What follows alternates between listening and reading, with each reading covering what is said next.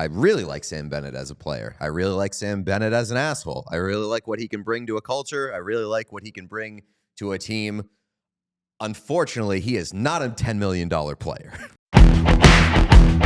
Sam Bennett tied with Mikko Rantanen for the postseason lead with 9 goals. He's got 51 points this regular season, which is a career high, turning 29 before July 1. Only has 1 season with 50 points, 3-time 20-goal scorer, including 25 this year.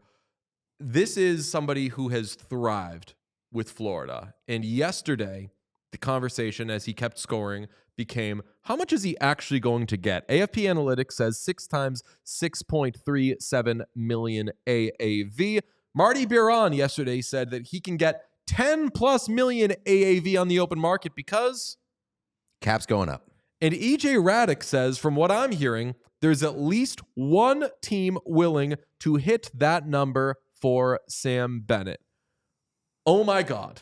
Yeah. Oh my God is right. Yeah. Sean, are you shaking in your boots? A little bit, because I don't know, maybe it's just a coincidence, but it doesn't seem like a coincidence that Marty Biron is the one saying that they could get 10 million plus. And then you're seeing that only one team is going to be the one that offer that. And worried. Marty Biron happens to work for a team that's desperate for some kind of culture shift and an edgier, tough-nosed player. I'm terrified. Sounds like the Buffalo Sabres want to overpay Sam Bennett. That seems like something that they would do. Yes, it does. And I'll tell you what, just because you have the money does not mean that you need to or should spend the money. And I like Sam Bennett as a player. I really like Sam Bennett as a player. I really like Sam Bennett as an asshole. I really like what he can bring to a culture. I really like what he can bring to a team. Unfortunately, he is not a $10 million player. He's absolutely not even close. Everything the Sabres need, minus the $10 million price tag. How can they get close, though? Because he needs to stay in Florida. If I'm Sam Bennett, he doesn't need to. I really want to stay in Florida to continue being what I'm being. I know this is a high draft pick. I am not positive that Sam Bennett, who has 50 points in his career one time. Although if you were to ask Matthew Tkachuk, it probably has happened more than that. Yes. Oh my God. Did you guys see that after the game? Straight up lied. Jackie with Matthew Tkachuk is like, is Carter Verhaeghe a little underappreciated around the league? And he was like, well, he scored 40 goals a bunch of times. I don't know how people could. And I was like, Carter Verhaeghe scores 40 goals all the time? I was shocked. I was like, oh, damn, he even did it once. He did it once. Yeah, he did it once. And then, to be fair, he had 34 goals in 76 games the next season. Distinctly but not 40, he has certainly not been a multiple-time 40-goal scorer. Okay. Unless you count the playoffs, too. This is a center, Sam Bennett, who has 50 points once in his career. Everybody, I don't care if the cap is going up, do not give him $10 million. I want Sam Bennett to still be a good I don't want to say good story because everyone hates him, but like, I don't want to just go straight to like albatross of a contract. There already is a storyline and a summary and narration with Sam Bennett. I don't want it to just be that he's David Clarkson. Don't do that. Let the thing be that he's an asshole. Yeah, like don't let the contract control the narrative around the player. Bingo, Peter. And again, the Buffalo Sabres, he's primed to be the next one of those Buffalo Sabres, the Jack Eichel, Taylor Hall, just like guy that not Jack Eichel, but Taylor Hall, like guy that they spent money on that just it didn't work out.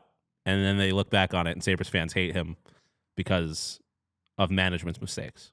I think that Sam Bennett, knowing that there are not income taxes in Florida, Bennett, who has a cap projection or a contract projection, as I said, from AFP Analytics, who they nail these, says 6 years times $6.37 million AAV.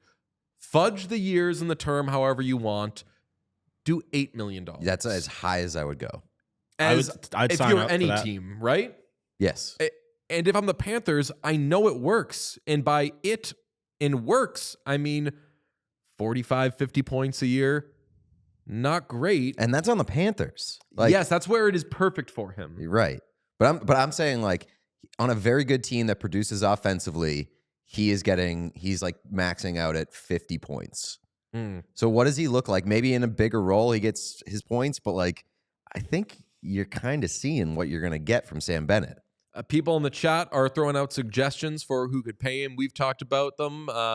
Somebody says L.A. Does LA want to? LA has some bad experience with overpaying centers. They do. They got out of it last time. I don't know if they would get out of Sam Bennett making way too much money. I don't know. I feel like Sam Bennett getting out of a Sam Bennett contract seems easier than getting out of a PLD contract. Because at the very least, you can be like a team you can sell a team on being like, he hasn't lost the grit. He can be that for you. But in order to sign him, you're probably going to need to give him a no movement clause on every year attached to it. Right. PLD signed that as an RFA. He didn't have rights yet. Good point. Bennett, big rights guy in Florida. Mm-hmm. He stands his ground. That's true. He certainly does. And he goes onto your property sometimes and shoots you. So he's got to stay in Florida. And that's disrespectful to Sam Bennett to slap him with the stay where you are tag, because I just don't know what it looks like somewhere else. I don't think that he becomes a horrible player somewhere else, but he's not what this is perfect for him.